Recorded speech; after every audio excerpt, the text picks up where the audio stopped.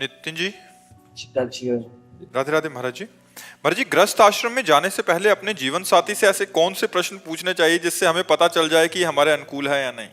भगवान से पहले प्रार्थना करनी चाहिए। आपके प्रश्नों से क्या होगा, हम गलत उत्तर दे दें तो क्या आप मान लेंगे? मान लो जैसे हम आपसे पूछ रहे हैं, आप ब्रह्मचर्य हैं, आपने कभी किसी को नहीं स्वीकार किया, तो आप कहेंगे मैंने किसी को नहीं स्वीकार किया, तो झूठ भी तो बोल सकते हैं। तो हमें भगवान से प्रार्थना करनी चाहिए कि हे भगवान, मुझे ऐसा जीवन साथी दो जो हमारे मनोनुकूल हो और धर्म के अनुसार चले। भगवान, अब तो बड़ा कठिन है, अब तो ऐसे जीवन साथी मिलने ही कठिन है, क्योंकि एक बच्चा 4 लड़कियों से संबंध बना चुका है, एक लड़की 4 बच्चों से संबंध बना चुकी है। बॉयफ्रेंड किया, ब्रेकअप, फिर दूसरे से, फिर ब्रेकअप, तीसरा बॉयफ्रेंड है, बोले चौथा बॉयफ्रेंड है। तो ये व्यभिचार प्रवृत्ति जिसकी बन चुकी है, वो भला एक पुरुष में कैसे टिक पाएगी? तभी तो देखो बहुत गंदगी फैल रही है, पति पत्नी के संबंधों में कड़वाहट आ रही है। 1 साल नहीं हुआ डिवोर्स हो गया, क्या हो रहा है? ब्याह हुए 1 साल नहीं हुआ डिवोर्स हो गया, ये क्या हो रहा है? या पत्नी पति को मार डाल रही है, या पति पत्नी को मारे डाल रहा है। ये सब क्या है? व्यभिचार प्रवृत्ति के कारण ही तो है। तो बच्चे इस बात को समझ नहीं रहे हैं। आज वो एक बच्चा कह रहा था एक दिन कि जिसके गर्लफ्रेंड ना हो तो लोग उसको बहुत, मतलब मित्र लोग उसे बहुत नीचा समझते हैं। मतलब वो अपना गर्व से वर्णन करते हैं कि मेरे 5 गर्लफ्रेंड है, उसे गर्व समझ रहे हैं। तो आजकल तो बच्चा की ये प्रश्न पूछो कि तुम पवित्र हो, तब तो तुम जीवन भर संशय में बने रहोगे। भगवान से प्रार्थना करो, पहले तुम पवित्र हो, पहले अपने को ब्रह्मचारी बनाओ और फिर भगवान से प्रार्थना करो कि हे नाथ, मुझे ऐसा जीवन साथी दो जो हमें धर्म के अनुसार आप तक पहुंचा दे, भगवत प्राप्ति करा दे, ऐसा जीवन साथी दो। तो ऐसा बच्चा चलना भगवान से, बकाया कोई प्रश्न मत करो। और जब हमने हाथ पकड़ लिया और हाथ समर्पित कर दिया, तो फिर दूसरे की तरफ देखे ना, अपने पति पत्नी से प्यार रखे, यही हम चाहते हैं। बाद में नहीं तो फिर जीवन बर्बाद हो जाएगा।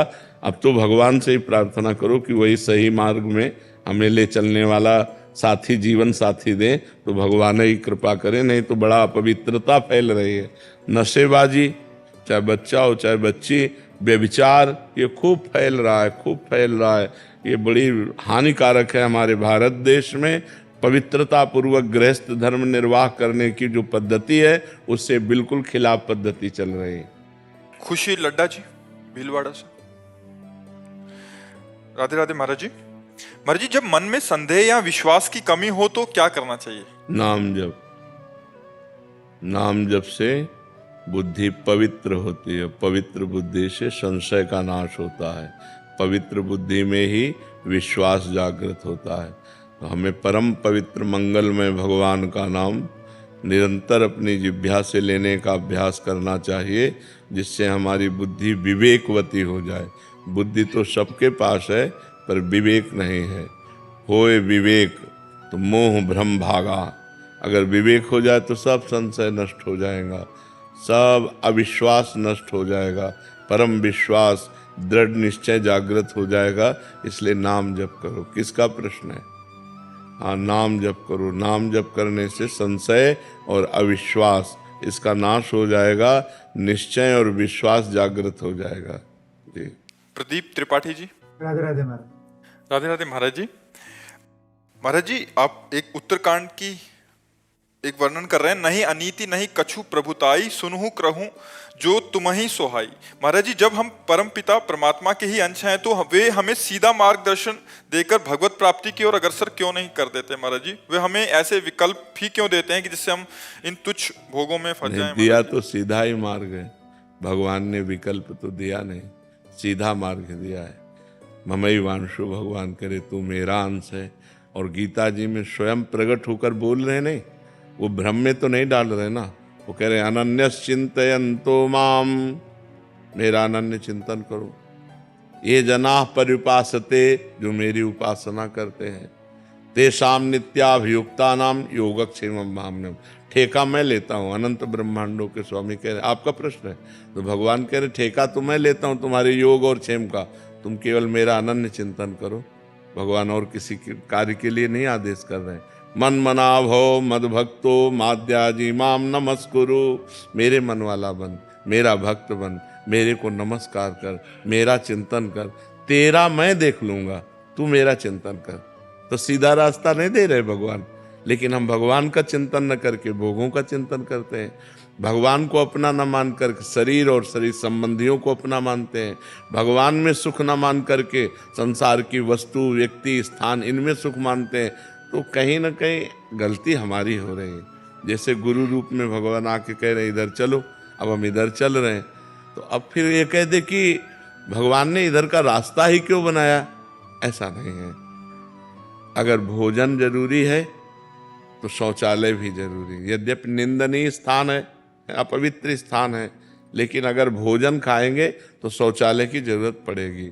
दिन है, अगर रात ना हो तो सिस्टम बिगड़ जाए पूरी सृष्टि का। ऐसे ही देवता हैं, असुर ना हो तो सिस्टम बिगड़ जाए। अच्छे हैं, बुरे ना हो तो अच्छे की अच्छाई का मतलब ही ना रह जाए। तो भगवान ने पूरा बगीचा अपनी सृष्टि बनाई है, जो चाहिए वो ले लो, और स्वयं उपदेश करते हैं कि तुम्हारा मंगल किस में होगा, तुम्हें किस मार्ग में चलना चाहिए।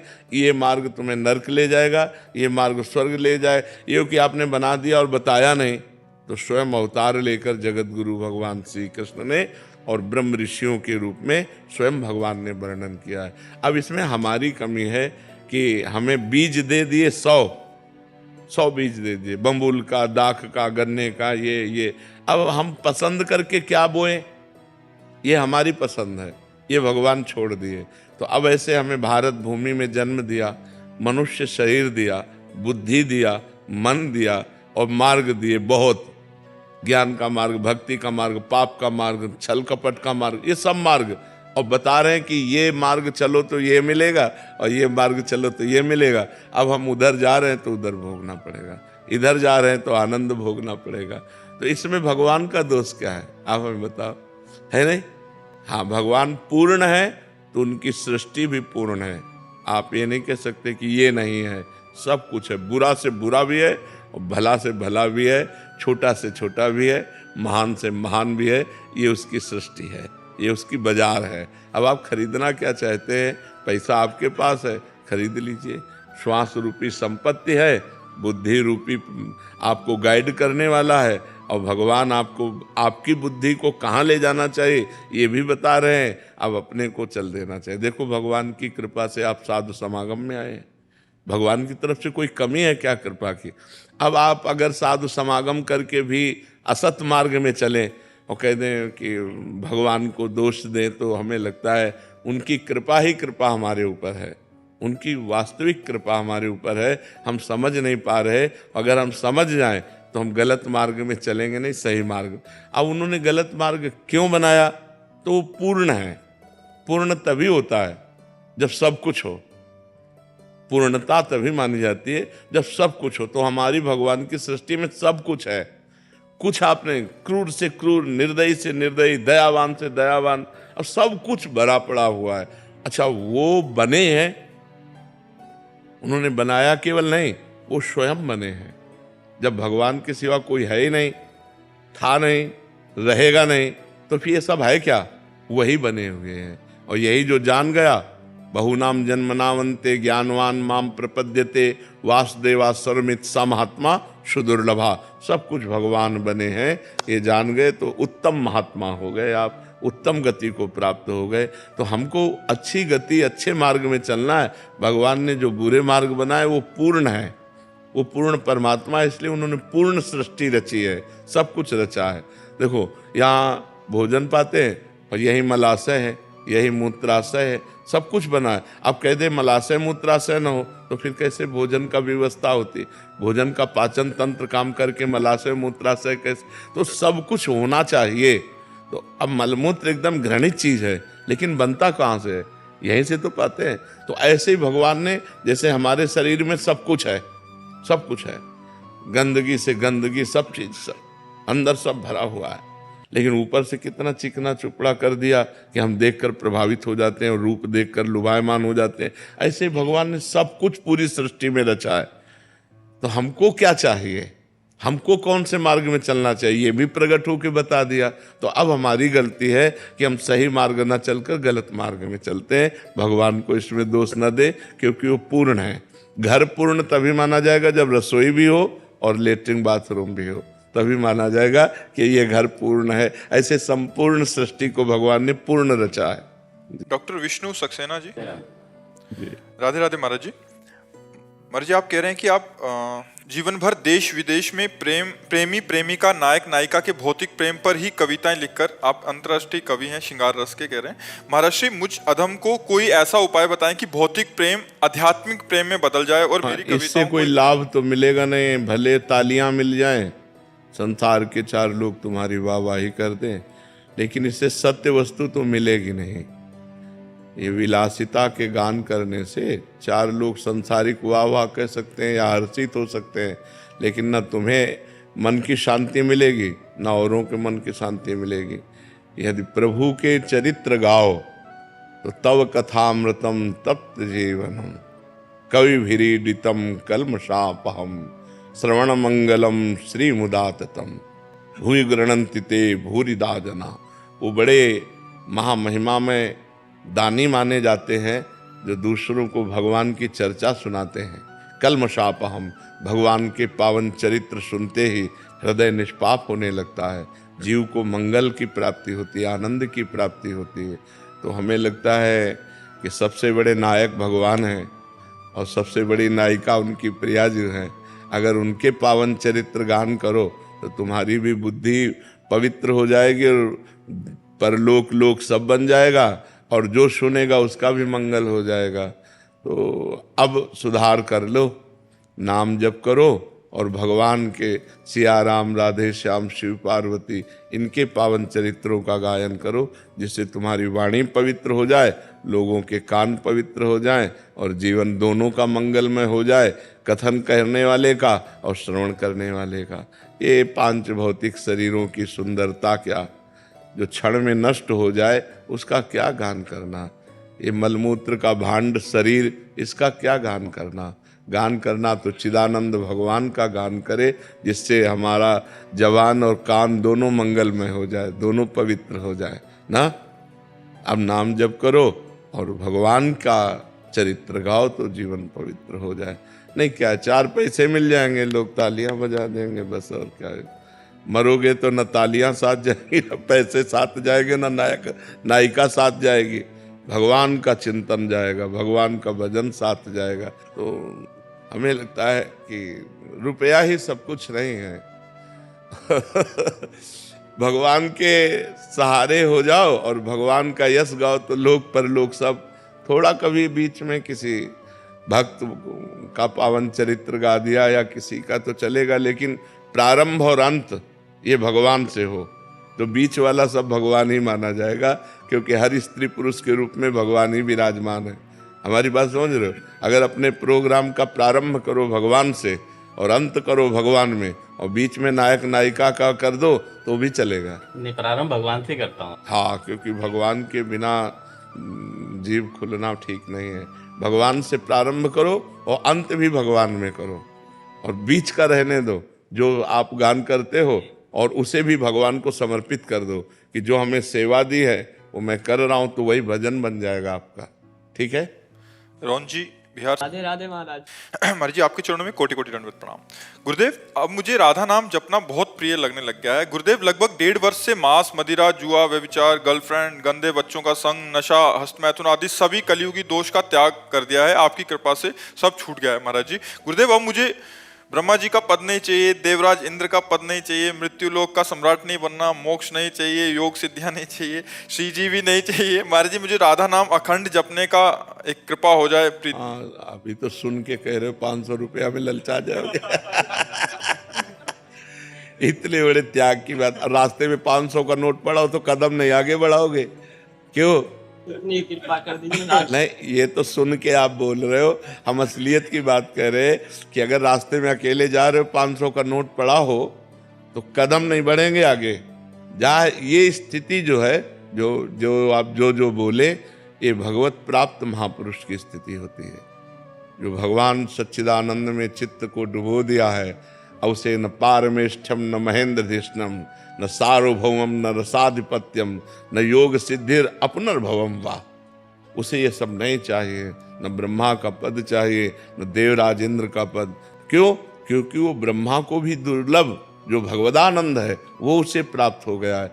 अच्छा रसगुल्ला और सब भोजन हो तो भगवान को भूल जाएंगे, वहां कह रहे ब्रह्मा का पद नहीं चाहिए, योग की सिद्धि नहीं चाहिए, देवराज इंद्र का पद।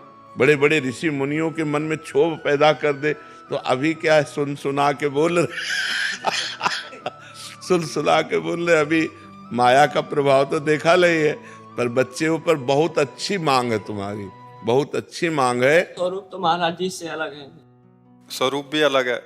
हमने बहुत अच्छा है, बहुत बुद्धि काम कर रही तुम्हारी। नाम जप करते रहो, ठीक है? हाँ, खूब नाम जप करते रहो, बहुत बढ़िया है, बहुत बढ़िया जी। देवना वैष्णव जी। राधे राधे महाराज जी। महाराज जी, आपके बताए अनुसार मैं लाडली जी से बोलती हूँ कि मैं जैसी भी हूँ, आपके आश्रय में हूँ, आपके भरोसे में हूँ। परंतु महाराज जी, ये आश्रय कैसे होता है, ये ठसक भाव कैसे होता है? शिष्टामृत भुक्तवैव चरितम श्रणवस तवे स्मरण। आपका उच्छिष्ट पाऊं तो हमारी जो शरणागति पुष्ट होगी तो बिना भोग लगाए ठाकुर जी को पावे ना। उच्छिष्टामृत भुक्तवैव, और आपके चरित्र कानों से सुनूं और आपका स्मरण करूं, और हमारे चरण जब चले तो ऐसी भावनाओं कि मैं आपकी प्रदक्षिणा कर रही हूं, आपके ही जनों का संग हो, इसी से शरणागति हो जाएगी। आपके चरणों का ध्यान, आपका उच्छिष्ट, आपकी लीला चरित्रों का श्रवण, आपके धामों की यात्रा, आपके भक्तों का संग, इसी से हमारा हृदय शरणागति के योग्य हो जाएगा। और जहाँ प्रभु की शरणागति हुई तो उठते बैठते चलते फिरते खाते पीते हर समय भगवान की याद बनी रहेगी। भगवान का स्मरण होना हर समय, यही साधना है। सबसे बड़ी साधना भगवत प्राप्ति की है कि उठते बैठते चलते फिरते हर समय राधा राधा राधा राधा स्मृति बनी रहे। अगर स्मृति नहीं है तो फिर ठीक नहीं है, स्मृति बनी रहना चाहिए। क्या भाव है आपका? महाराज जी, आश्रय कैसे होता है, ये ठसक का भाव कैसे होता है? यही इसी से आश्रय। गले कैसे पड़ा जाता है, गले कैसे पड़ा? यही इसी से प्रभु की जूठन पाना, प्रभु का चरणामृत पीना, प्रभु की लीला कथा सुनना, प्रभु के भक्तों का संग करना, प्रभु के धाम तीर्थों की यात्रा करना, और प्रभु के प्रति भाव रखकर सबको प्रभु में देखना। बस प्रभु ही प्रभु है तो आश्रय हमारा पुष्ट हो जाएगा। रमाकांत शर्मा जी गाजियाबाद से। श्री हरिवंश महाराज जी, गुरुदेव, जीवात्मा के शरीर की मृत्यु होने पर श्री जी से विशेष दैन्य भाव से प्रार्थना करने पर दोबारा जीवित वो जीवात्मा हो सकती है? कदापि नहीं।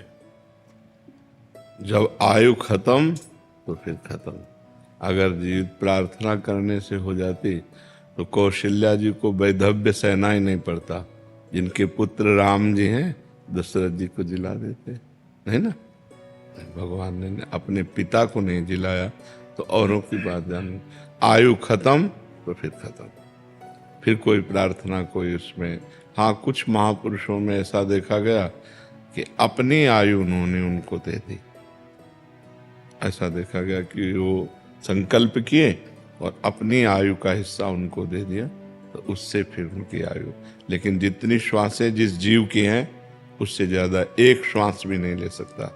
यहाँ का क्रम है, जो विधना ने लिख दिया, छठी राव के अंक, राय घटे न तिल बढ़े, रहुरे जीव निशंक। नहीं, बड़े बड़े भक्त जो है ना, वो अपने भक्तों के लिए भगवान से प्रार्थना करके उनकी रक्षा कर लेते। लेकिन आयु जहाँ समाप्त तो समाप्त। भगवान ने अपने वंश को भी नहीं बचाया। 88 करोड़ यदुवंशी आयु समाप्त तो आपस में सब लड़ करके और शरीर पूरा कर दिए। तो जहाँ जिसकी आयु पूरी होनी है उसे नहीं बचाया जा सकता। आपके पास कोई उदाहरण है कि बचाया जा सकता है? अगर बचाया जा सकता तो बड़े बड़े ब्रह्म ऋषि, बड़े बड़े महात्मा, देखो वशिष्ठ जी जैसे, जो नई सृष्टि की रचना कर दें, वो नहीं बचा पाए दशरथ जी को। जाना है तो जाना है। यहाँ से जब जो घड़ी जो श्वास बस उसमें खत्म। इसीलिए जितनी श्वासें हैं हर श्वास में नाम जप करो, अच्छे आचरण करो, कोई पाप कर्म ना हो पावे, ज़्यादा जीने की आशा न रखो। जितनी श्वासें उतने में काम बना लो। मान लो मेरी अब एक श्वास रह गई, हमने राधा बोला, इसी से भगवत प्राप्ति हो जाएगी। हमें 100 श्वासों की जरूरत ही नहीं है।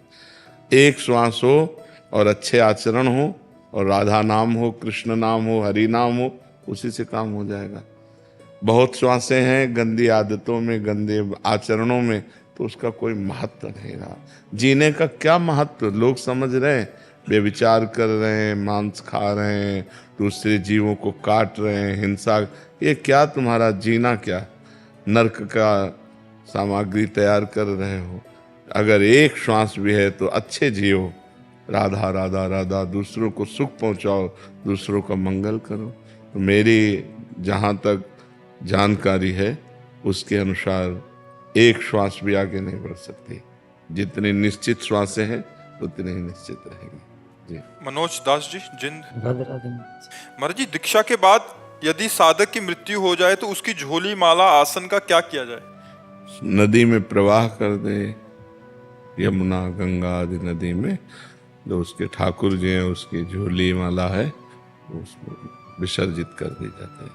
जी। महाराज जी, घर में अगर ठाकुर जी की कोई सेवा करने वाला हो तो सेवा कर सकते हैं? ठाकुर सेवा कर सकता है, माला नहीं। माला को तो उसी के साथ विसर्जित कर, चरण पादुका? हाँ, उसके साथ विसर्जित कर देनी चाहिए। यदि सेवा करने वाला शिष्य है तो अपने गुरु की चरण पादुका रख सकता है, लेकिन ऐसा नहीं तो फिर वो विसर्जित कर देनी चाहिए। और ग्रंथ आदि? वो भी साथ ही। हाँ, स्वामी राम सुखदास जी ने अपने ग्रंथ, अपना माला, अपनी सामग्री सब चिता में पहले ही लिख दिया था।